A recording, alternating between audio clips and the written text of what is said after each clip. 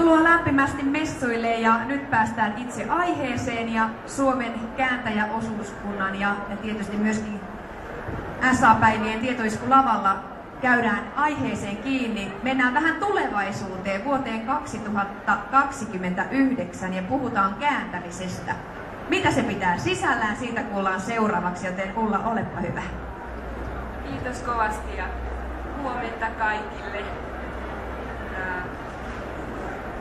Aloitetaan hyvissä ajoin, ettei aikataulu lipeä sitten kun olen nyt ensimmäinen, niin on vastuullani, että myös päivän jatkoaikataulussa pysytään. Joo, mä oon siis Ulla Avo Suomen kääntäjäosuuskunnasta ja Suomen kääntäjäosuuskunta on viime vuosituhannella perustettu kääntäjien verkostoitumisyritys. Kääntäminen 2029. Sain idean tähän tietoiskuun, kun olin elokuun alussa San Franciscossa kansainvälisen kääntäjäjärjestön FITin kongressissa. Ja näissä kongresseissa aina jokin aihepiiri muodostuu sellaisiksi johtomotiiviksi. Ja tänä vuonna se johtomotiivi oli konekääntäminen. Kongressin keynote speaker Jost Setschke totesi, että joskus tulee vastaan piste, jolloin kaikki kääntäminen tapahtuu koneitse. Ja kun häneltä kysyttiin, että koska se tulee vastaan se aika, niin hän vastasi, että se on vuonna 2029. Ja tämä sama vuosi 2029 esiintyi monen muunkin puhujan puheessa, joten meille jäi sellainen kuva, että se todellakin jotenkin pitää paikkansa se vuosi, ettei se ollut vaan ihan hatusta vedetty. No, hän sitten myös muisteli, että silloin kun syntikat tuli markkinoille, niin monet muusikot ajatteli, että ai nyt meitä muusikoita ei enää tarvita. Olisiko tässä joku vähän samantyyppinen tilanne nyt meidän kääntäjien osalta? No, itse asiassa ei tarvitse odottaa vuoteen 2029, vaan meillä on jo nyt konekäännöksiä. Ehkä se päivä, jolloin konekäännöksiä voidaan käyttää, niin on jo nyt täällä. Ja kokeeksi me laitettiin tämä lause in 2029 all translations are done by engines tai by computers. Laitettiin tämä 3 eri konekääntimeen ja tässä on ne 4 eri konekääntimeen ja tässä on ne variantit, mitä me saatiin, minkälaisia suomennoksia me saatiin näitä konekääntimiä. Tässä on osa niistä on kohtuullisen ymmärrettäviä, jopa hyviä. Ja sitten kun vaihdettiin sana engine sanaksi computer, niin saatiin vielä parempia vaihtoehtoja. Tai sanotaan, että osa näistä vaihtoehdoista on täysin käyttökelpoista kieltä. Nämä konekäännösihmiset puhuivat koko ajan engine-koneista ikään kuin erotukseksi siitä, että computer on jotain kevyttä ja engine on jotain raskasta, tosi jämäkkää kamaa. Ja 2 lajia konekäännöksiä meillä on siis tällä hetkellä käytössä. On tämä tilastokohtainen pohjainen järjestelmä, esimerkiksi Google Translate on sellainen. Se luottaa isoihin tekstimassoihin ja ne insinöörit, jotka näitä kehittelevät, niin puhuvatkin tiedon voimasta tai tiedon tehosta ja muistuttavat siitä, että konekääntämisen käytössä on miljardi ja nyt jo ehkä paljon enemmänkin kuin miljardi sivua tekstiä käytössä ja lisää tulee kaiken aikaa.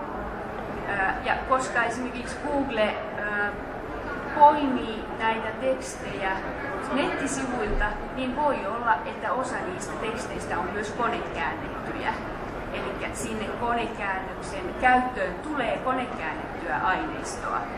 Sitten on tämä sääntöpohjainen järjestelmä, jollainen on esimerkiksi suomalainen Sunda, ja se soveltaa erilaisia lingvistisiä perusteita ja kielenmallinnusta.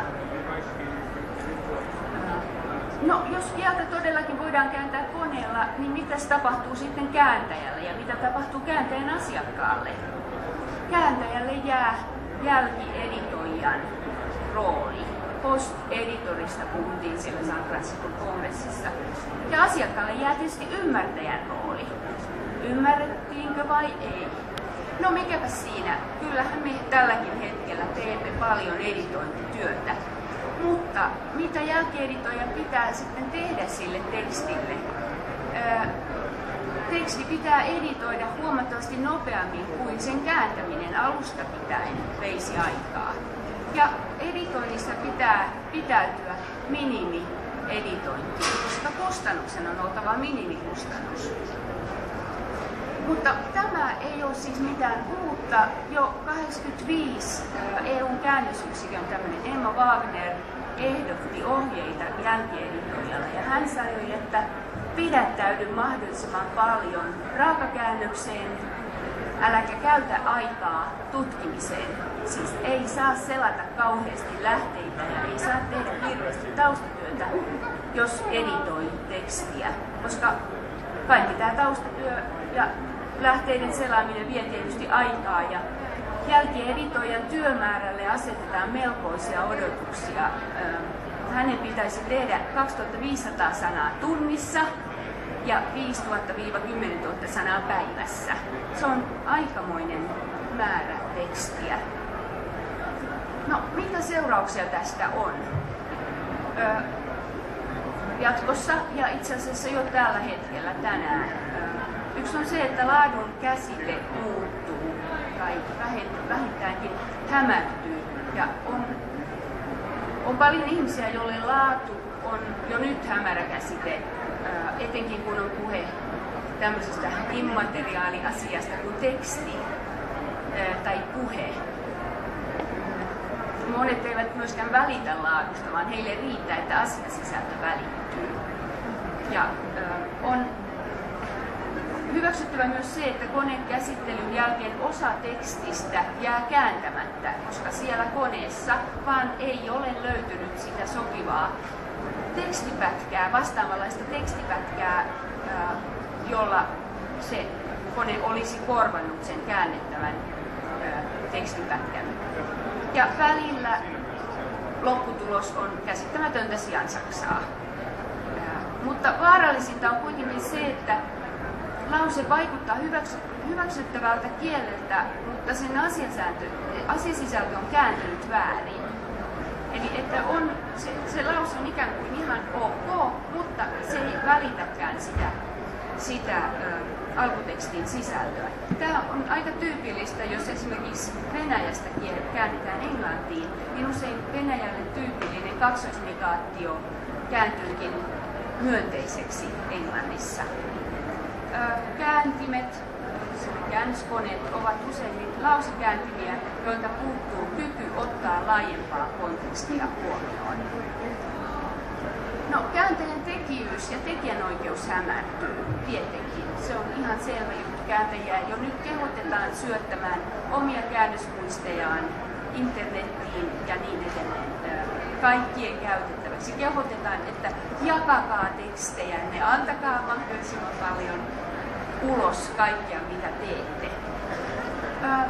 Mutta sitten voisi esittää myös kysymyksen, että hämärtyykö kielitajumme, jos jälkieditoija ja myös tekstien lukija altistuu jatkuvasti virheelliselle kielelle? Ja alammeko me hyväksyä virheellisen kielen? Vähän pienessä on ihan ok, että puhutaan virheellisesti tai kirjoitetaan virheellisesti.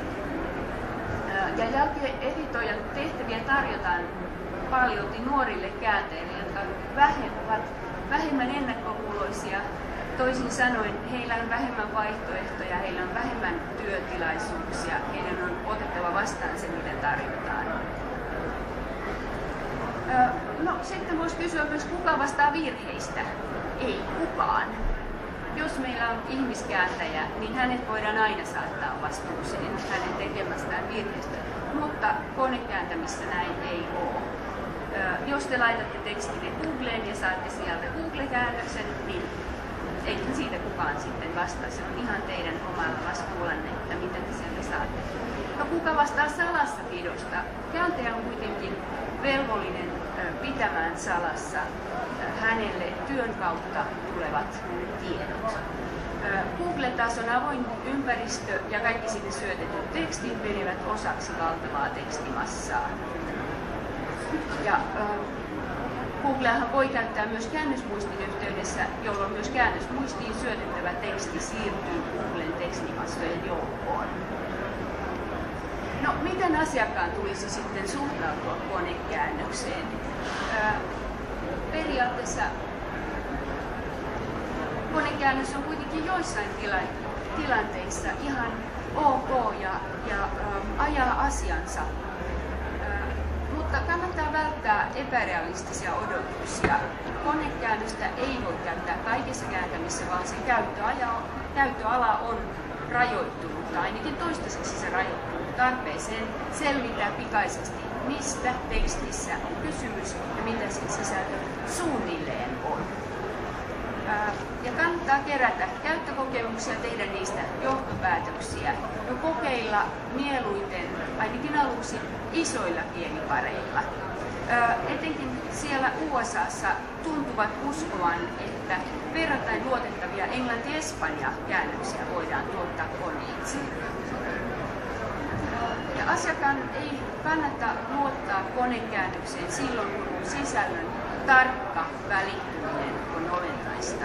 Ei kannata luottaa myöskään silloin, kun tekstin tarkoitus on myydä tuotetta. Silloin tällaiset vahingossa tulleet hassut ilmaukset on varsin tuhoisia. Ei kannata luottaa myöskään silloin, kun halutaan vakuuttaa lukija jostakin tai on tarkoitus saada lukija toimimaan tietyllä tavalla. Eikä myöskään silloin, kun kulttuurierot tai vivahteet ovat tärkeitä. Ja kaiken kaikkiaan ei kannata uskoa sokeasti teknologiaan, vaan olla kriittinen myös teknologian suhteen. No, konekäännöksiä sovelletaan tai käytetään paljon sen tähden, että katsotaan, että ihmisen tekemä käännös on niin kaunis. Ja muun muassa EU:ssa valitellaan usein sitä, että käännös- ja tulkkaustoiminta EU:n elimissä on niin kallista. Ja kuitenkin EU:n käännösyksikössä on laskettu, että jokainen eurooppalainen veronmaksaja maksaa kääntämisestä ja tulkkaamisesta vain 23 € vuodessa. Onko se paljon vai vähän? Jokainen voi ottaa siihen kantaa.